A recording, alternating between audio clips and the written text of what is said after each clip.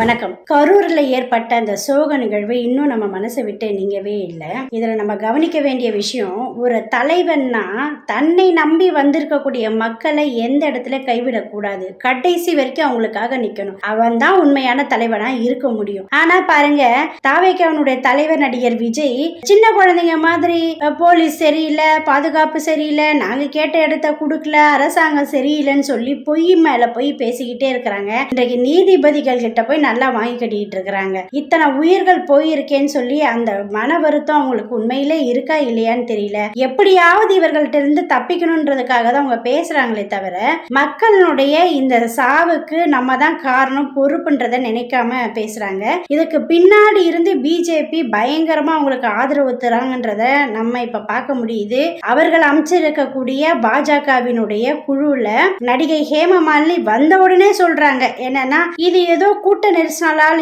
ஏற்பட்ட ஒரு உயிரிழப்பு கிடையாது, வேற மாதிரி இருக்குதுன்னு சொல்லி அவங்க பேசுறாங்க.